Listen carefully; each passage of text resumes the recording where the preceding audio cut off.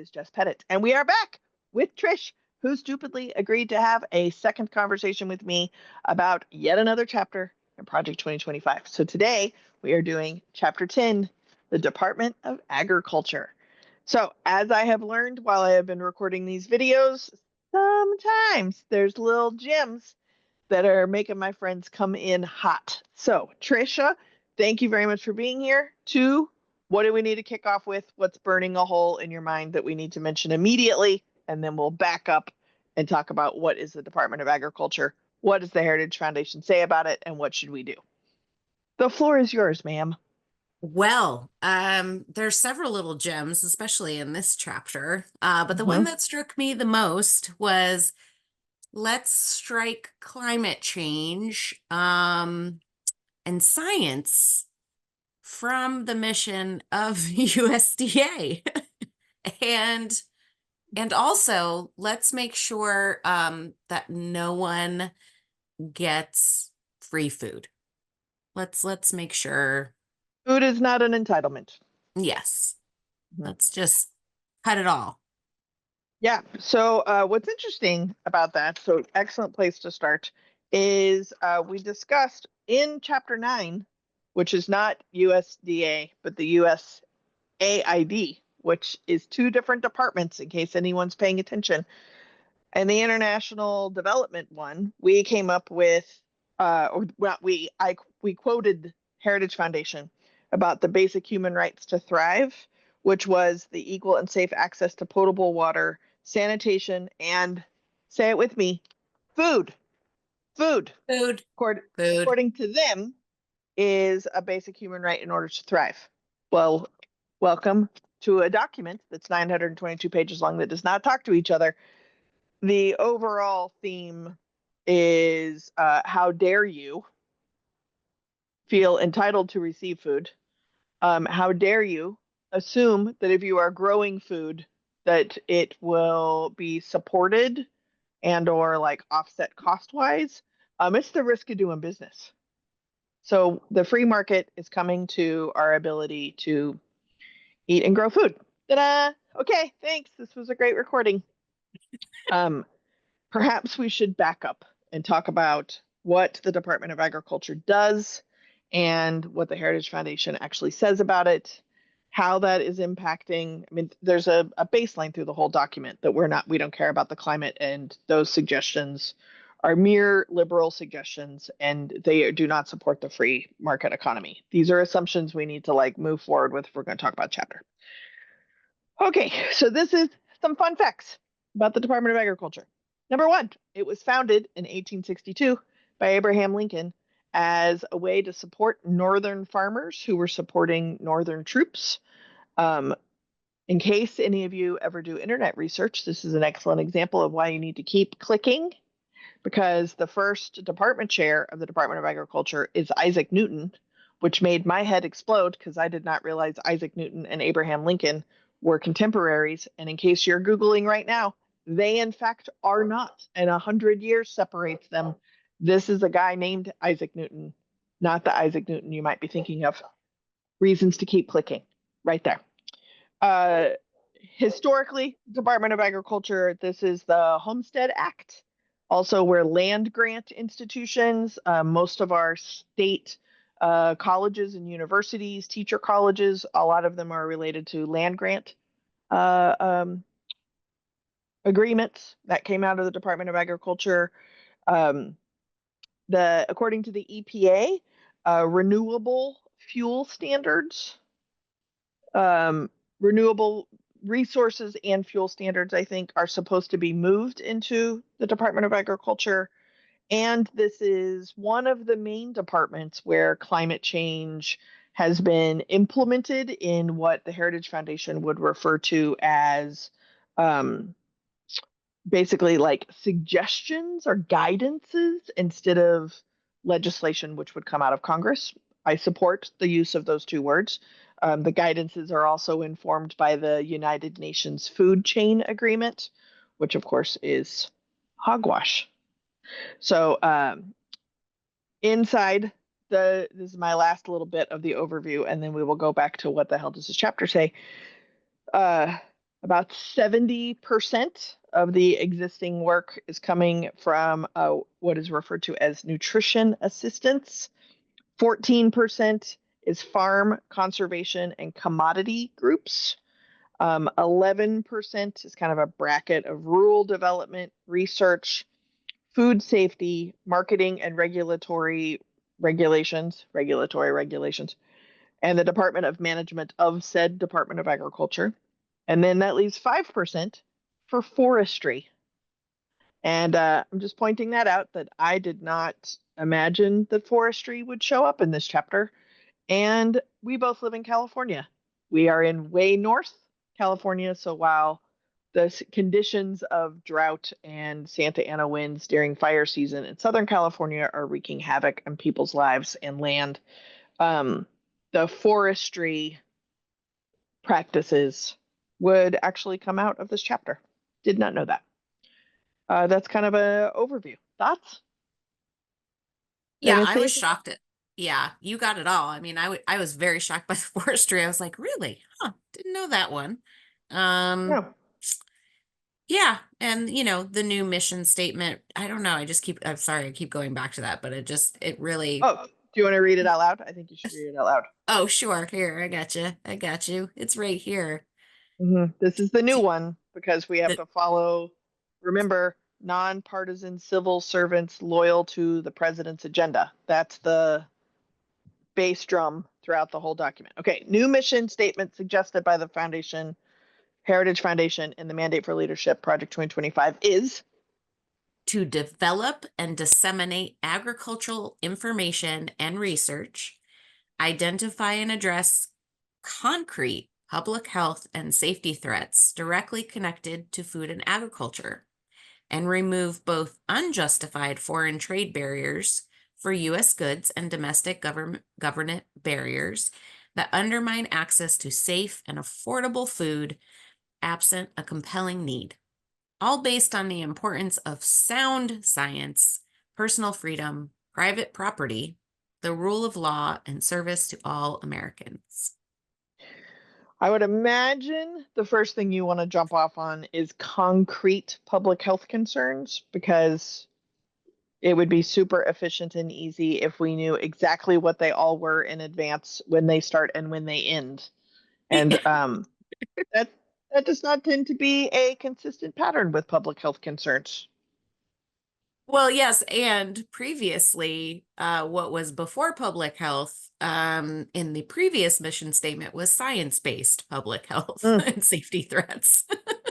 So let's just get rid of science. Science is getting in the way of the free market economy. Yeah, even when it talks about like organic pressures, which I first kind of interpreted as the like nimbleness of things that would come up, of trends or pressures, but I think it literally means like science-based organic material pressures. Hello, pupper dogs. And part of the reason those pressures are not appreciated taps into this theme of the other group's agenda is picking winners and losers. And so we're going to use those same tools and say that our agenda is the winners, therefore everyone else is the losers. But the quote unquote environmentally sound pieces related to forestry, agriculture, food, nutritional needs, etc., don't focus on productivity or affordability. And that is an interesting balance, that if I can genetically modify and engineer seeds and food so that they become cheaper and more affordable and produce more food or outcomes that I can then sell to make more profits, then it's not based on science as far as like, this is healthy. This is not a toxic substance. This is not creating pollution in our bodies or animals' bodies or on the planet. We're not thinking about those things. We are thinking about productivity and affordability. Yep. Heard. Those are the two. Heard. Food production. Yep. When we're talking about things that are being grown and or sold, I made a list.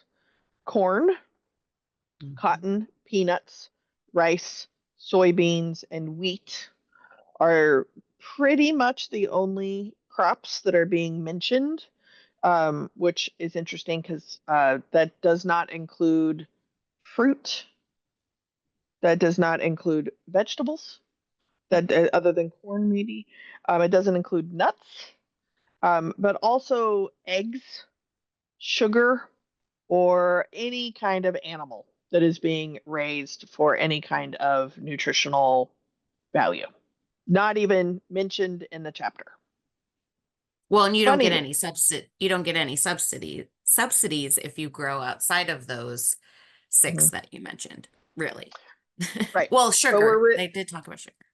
we are using the price of eggs to win an election, but eggs are not even mentioned as something that has a nutritional value or a focus on productivity or affordability. Not even mentioned in the chapter. Mhm. Just, pointing out. Just making points. Um, all right. Where does Let's, one begin? You talked a little bit about the commodity credit, or the Charter Act, Farm Act, yep. which are some of the annual appropriations that are supporting farmers and ranchers, but specifically farmers and ranchers. Also, notice no fish, like fisheries, also not in here. Um, those funds are used to currently manually dictate what the price is based on supply and demand, both within the United States as well as exporting to other countries. I'm going to be real honest. I kind of intellectually understand that, but it didn't dawn on me how manipulated prices of things would be. If there is a crisis, there's a fire, a flood, and it really impacts crops. There is some insurance that the farmers or the ranchers can buy into, which gets the Heritage Foundation people very excited because that's free market economy, private sector business options. But leaning solely into private insurance companies to protect crops, or like if the price drops, they have the crop, but the price drops, so they're not turning as much profit. That's what the insurance does. That's an example of turning to the private sector versus some kind of federal support that encourages people to continue to grow crops or raise animals that meet certain guideline needs, um, because you don't know what's going to happen, right? Mhm. So that I think that's one of the. It was probably in this chapter that I understood the most, about why we would deregulate on a federal level. Maybe send it to the states because the states would be more apt to know what's happening on a state level. But we're also sending emergency response to the states and local municipalities, and then an increase of emphasis on the private sector insurance, to protect the businesses of the farmers and the ranchers, but throwing out any standards related to the food that we are selling or buying or producing. Is that how you kind of took that piece? Yes. Well, what I was reading too is removing it from the federal government, like you said, and going to the state. But in repealing all those programs, they were talking about the double dipping of farmers between the Spoiled, rotten programs. farmers. Yes, Mm. the spoiled rotten farm, which is Let's lay off the C suite and corporations and let's really talk about the spoiled, rotten farmers and ranchers. Yep. yeah, because it was like agricultural risk coverage, which if their crop revenues are below 86%, they want to repeal that. Price Mhm. coverage, repeal that. Who needs it? Federal crop insurance, as you were talking about, repeal that. The sugar program. But to your earlier point, it's all about driving supposedly greater efficiency, drop down the cost, Mhm. and Drop privatize. prices, affordability, and increase private business productivity. Yeah. Mhm. Um, it's interesting if this is not in the chapter, this is just my brain caveat. When we talk about like drill, baby, drill, right? Like get it out of the earth and own it so that we have the value of it and nobody else can. because it is a non-renewable resource, like people want it in their control and their domain, even though we have produced more oil, gas, et cetera, of these non-renewables that we will likely use in the lifespan of the planet that's left. Like we're killing the planet so quickly that Mhm. what we already have produced is more than we would ever be able to use. And I felt a similar piece is like, it's not my fault that there's no customer to buy this, but I get paid for it because I produced it. That's Yep. not actually how it works. If we're really going straight business, if there's no one to buy it, then you're producing too many crops. And I think that there was some Cinderella fantasy land that individual ranchers and farmers would end up in like international treaties of exports of their own goods, Mhm. because we're not doing any like global organizations anymore.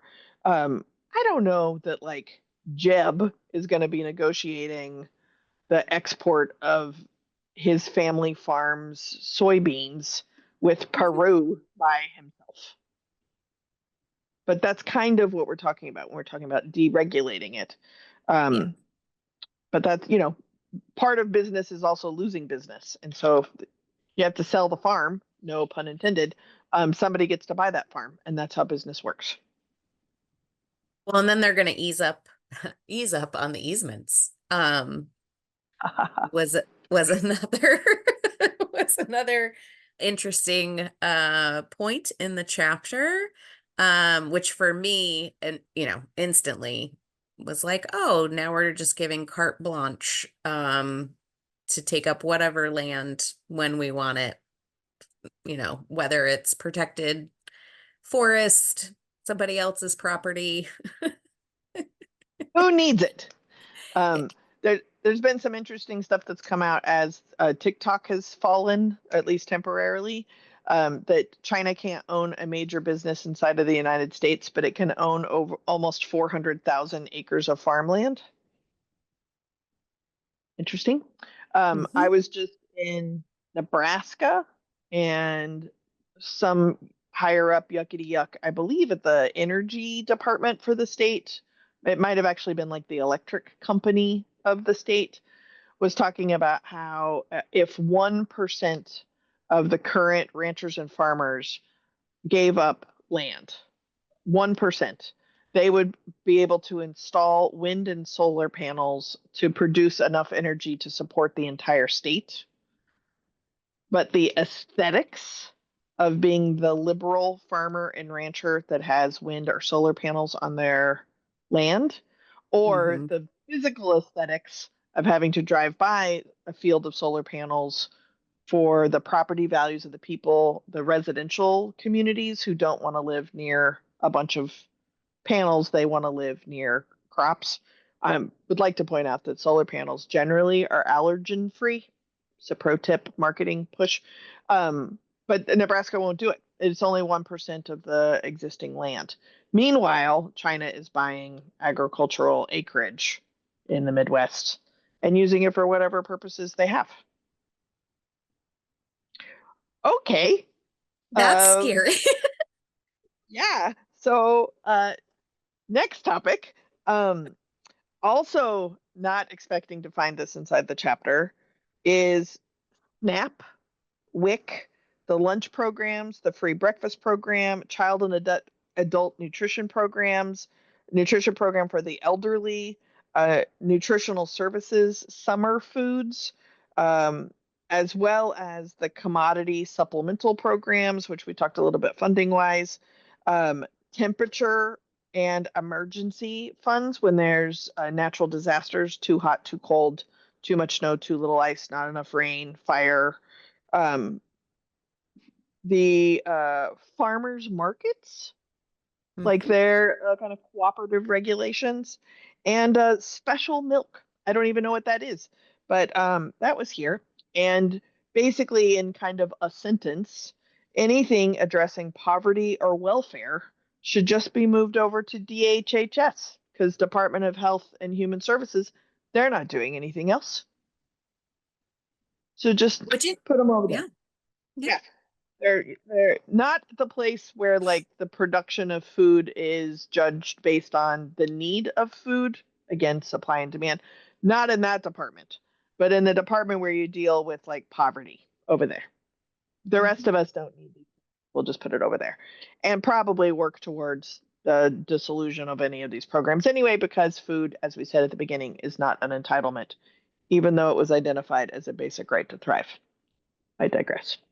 Well, What and are your remember, we want a work requirement right? for any of So those exactly this. programs. This is exactly where I was going. Yeah. Yeah. The able-bodied work requirement is something I really would like to talk about. So my understanding, and Trisha, please correct me because I'm talking a lot, but the for lack of better words, the utility allowance for an agreement of receiving any kind of nutritional assistance. An example is used quite frequently in the same chapter about the baby formula being run out. Um, if you are using what will eventually be local, municipality, county, state services that maybe currently are state and or federal services, you have to be able to fulfill a certain amount of work hours. It seems to be if you're of a certain age, there is no room for not being able to work.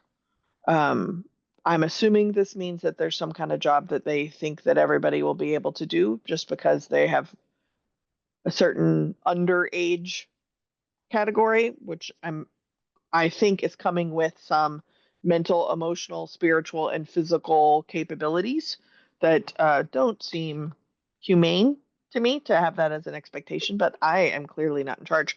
Um, and if you can't fulfill those, you don't have any of these services.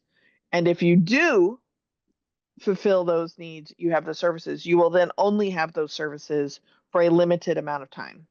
Even if your needs don't change, you use them up and then that's it. You can't do anything.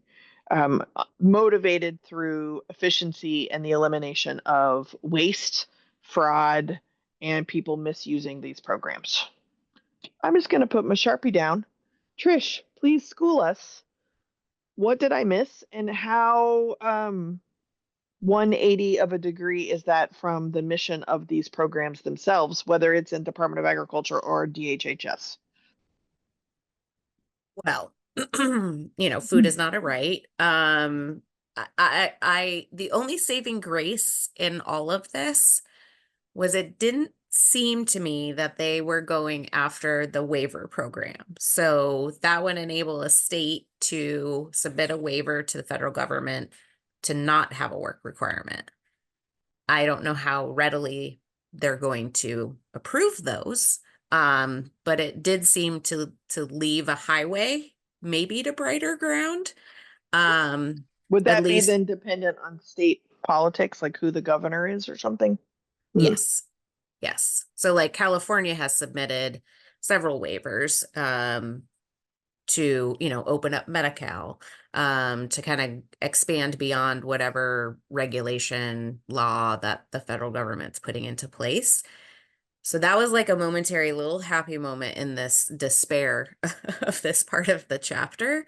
The other part that just really wrecked me was they want to get rid of the program that gives food to children during the summer and when school is not in session.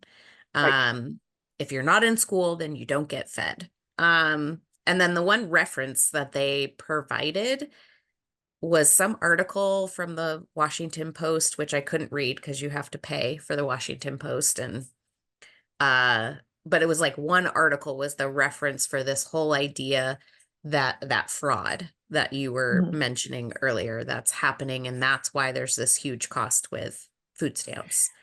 Yeah, and can we take just a second also and really expound on who is committing this fraud? Because I am very familiar with the trope of like the food stamp queens, welfare queens in their Cadillacs or whatever. But that is an impoverished human being living high on the hog on government subsidies, which I think is important to mention is not a lot of money. It's really hard to live high on a hog. But this fraud that I really want to make sure I'm slowing down on purpose. This fraud are people who have middle or upper class family incomes who are receiving free meals. That's the fraud. They're talking about if my kids, which I don't have kids, thank goodness, but if I had kids, my kids, if a school had 100% free breakfast, lunch, and snacks, my wealthy kids would be stealing those federal snacks. The fraud is not just impoverished people. The fraud is actually middle class and upper class people, which is the motivation of getting rid of these programs. Mm-hmm. That was not on my bingo card. Was that on your bingo card? Because rich people also feel entitled to the programs provided by their schools, which are usually funded by their property taxes. Correct. Oh. Correct. Okay. Mm-hmm. What? Okay. Just some like hopscotchy other comments. And then I want to spend some time on genetically modified food. Mm-hmm. We talked a little bit about conservation. We talked a little bit about easement contracts, environmental and topographical changes. That's the risk of doing business. We shouldn't be accounting for any of that. That's your fault.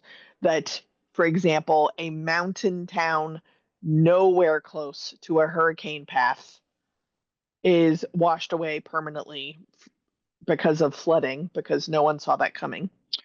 Yeah, that's shithouse luck. That's what that is. The level of soil and water conditions and the conservation of soil and water. I'm going to be really frank. We live in a little town on the ocean, and my favorite little beach place, I admit, it has been a moment since I went back. I went to my favorite little beach place this past summer, and 2/3 of the parking lot is gone. This is gone, and I'm like, well, where's back in beach? You park your car backwards, you sit in the back of your car, watch the ocean, and have snacks. Like, where's back in beach? This is how I got through COVID.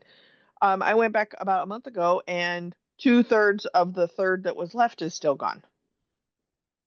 Oh, because it got just smushed. It just got washed away. That is the first real conscious time I have had of soil or water erosion in like my regular life. It does not exist anymore. So then I went down this rabbit hole living here on the coast. How much erosion happens to the quote unquote beachfront properties? This is very scary. If you live on the coast, you should do this. But like less than 50 years ago, there was miles of land between what is now the beach line and where the waves come. Miles. It's gone.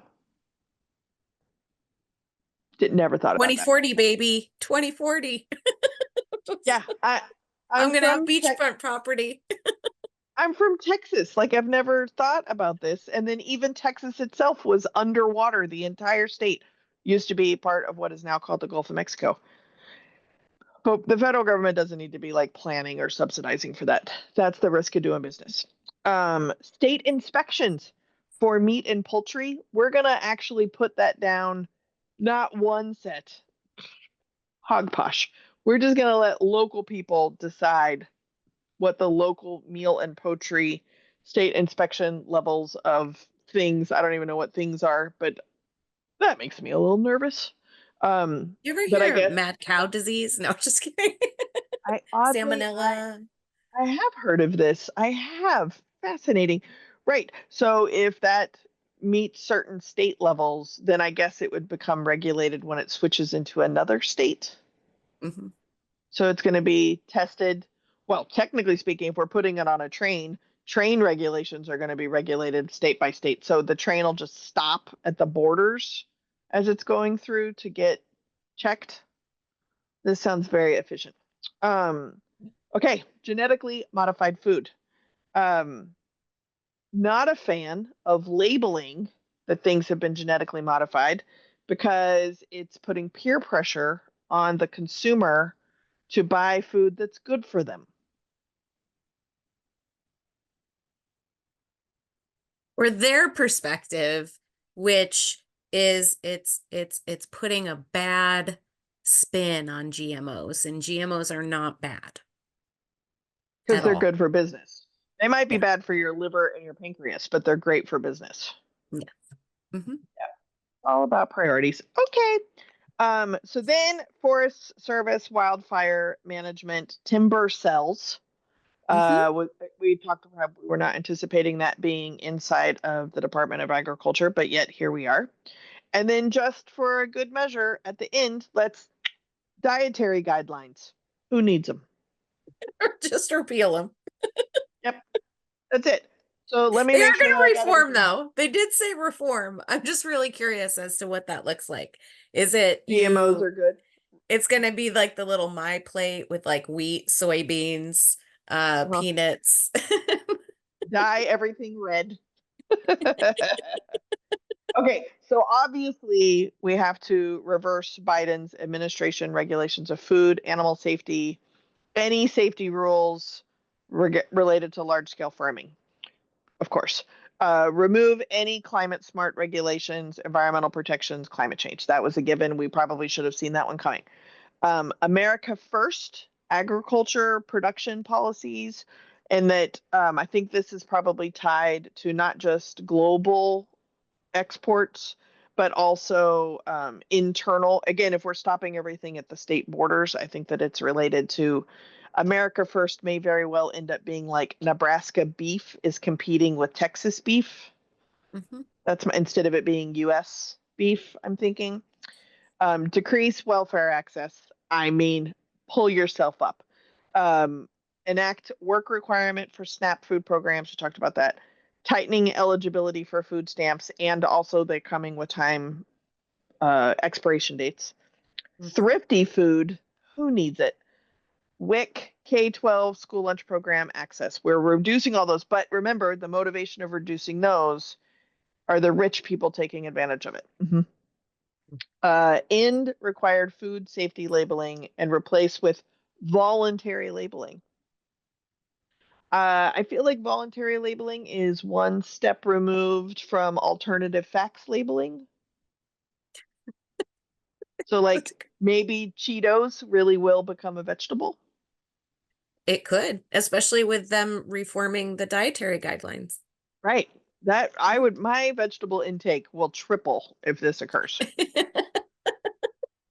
Reform the USDA overall, revise dietary guidelines, and restore the prior Trump executive order that promotes, this is important for us up here in the woods, timber sales and forest clearing, because it's also eradicating any kind of protected lands or clear cutting that is replaced by tree planting.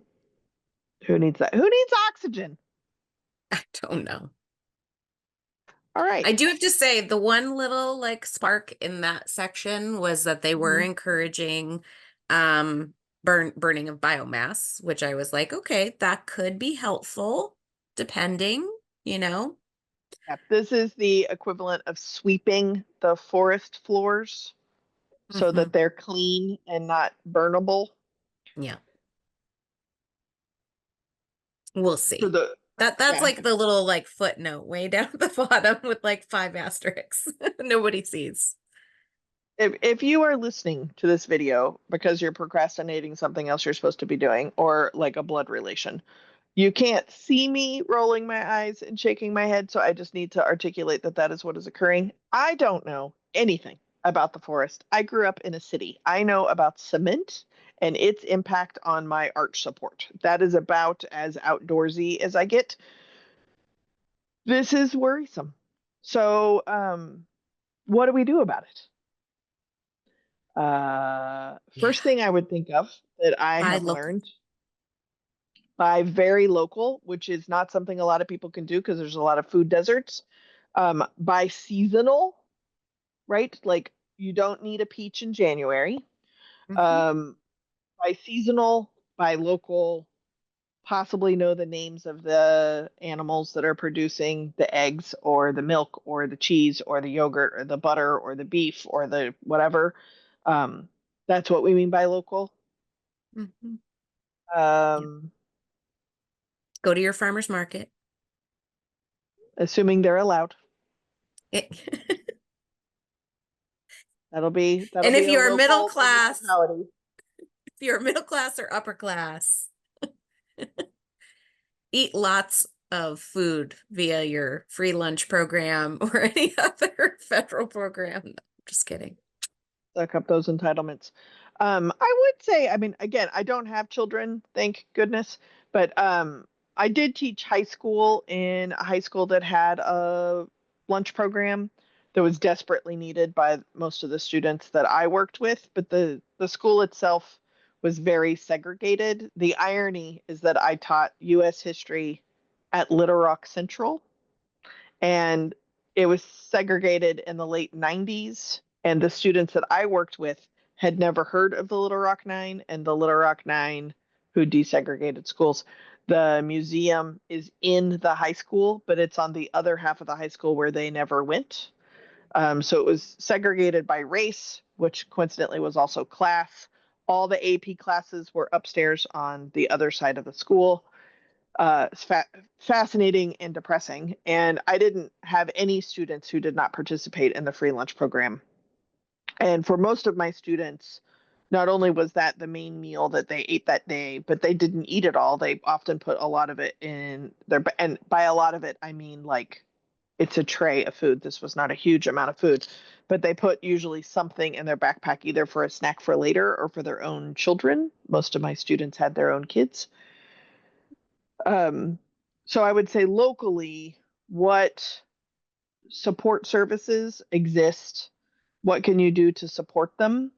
Um, a consistent theme really has been like, what if you have resources or finances to be able to support local programs, you may actually end up becoming one of the main funders, especially if they lose federal funding.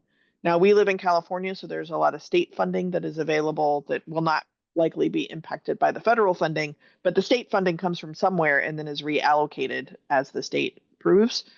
But if they are losing that funding, what can you do? That there are lots of stories I have of my friends where they pack two sandwiches for their kids because their kid knows that there's somebody who doesn't have a sandwich.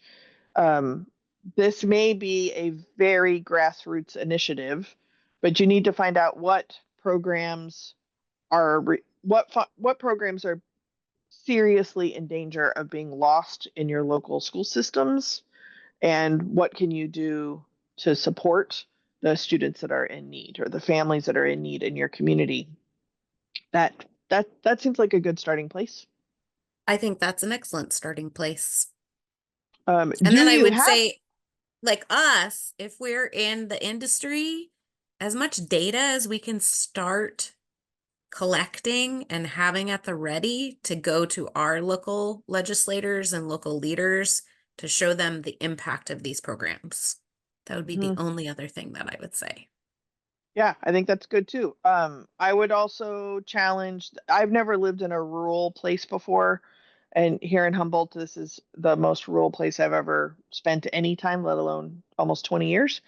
So I would throw in too is what are the local food producers, whether they be ranchers or farmers, here, what do they need? How can you help? So not just buying local, not just going to the farmers market, which is very easy for us to say because we live in a town that has a farmers market every day of the week if you pick the right little town. Um, but if we're talking on a national level about controlling the price of eggs, uh, eggs can be quite expensive. And even if you know the name of the chickens, they're real good. You get what you pay for when you know the name of the chickens. And sometimes, at least my local egg hookup moved away. But prior to that, my eggs were cheaper than they were in the grocery store, and I knew the name of the eggs. But if the chickens had a problem or the ducks had a problem, there might not be eggs, right? So that's important to know. How can you support your farmers markets? How can you support local food producers, whether it's honey or byproducts like cheese or yogurt or butter? Um, I think these are real conversations that we need to be having. And interestingly, there's kind of a Venn diagram of like homesteaders or preppers or something that they're preparing for kind of the either the end of times religiously or potentially politically. They might be onto something. I don't know how to can, but or jar, is that what you call it? Canning and jarring or whatever. I don't know how to do those things, but that might be something to be thoughtful about. Mhm. It also makes me worry, concerned for community food banks. Yeah. Um, where are they getting food? And they exist. I actually did some work with WIC here in California, and I had this kind of very strange existential moment because the morning was spent at Sacramento at the Capitol celebrating all the successes of 50 years of California Women, Infant, and Children program. And it was really amazing to watch these people be like supported and applauded for their work. But the irony is that we're on the state capitol that technically speaking could end the need for them to be open. Mhm. So 50 years of supporting women, infant, and children because they aren't supported just naturally inside the state. Um, I don't, shouldn't they be working towards their unemployment? Well, just another, organizations to support, and Mhm. tap into now to like show the need, and then the subsequent impact. Yeah. Yeah. Department of Agriculture people, take it or leave it. Do you have any parting words, hopes, thoughts, aspirations, moments, glimmers of hope? There's always hope. I truly believe in the power of the people. And I mean, I guess we're lucky here in Humboldt, like you said, with all of our resources, we have farmers around the corner. I just think it's invaluable to get out into your community and connect with people, because that's what's going to make the change. So eat organic as much as you can. Voluntarily label that food. Um, Voluntarily label that food. And yeah. Trisha, thank you, one, for volunteering to come back for a second chapter. Um, it is not lost on me that in the exact moment that we've been having this conversation, the new administration has been sworn in. I'm dating the video. It is currently January 20th. And part of the reason or the motivation I wanted to do this project was to demystify what's happening, but also to really step into my responsibility. And if part of my responsibility is to showcase what's happening and think about what we need to be doing, I think the biggest act of resistance is actually collaborating with my own community and having these conversations and figuring out what we can and can't do together. I just really appreciate you being a part of this, but being a part of this morning, right now. I want to set the standard that this is what we need to be doing. We're not fixing things. We're really opening things up and becoming aware of the conversations we need to be having. So thank you very much for your time. Whew, let's do this. We got it. We got it, Jess. We got it. Thank you.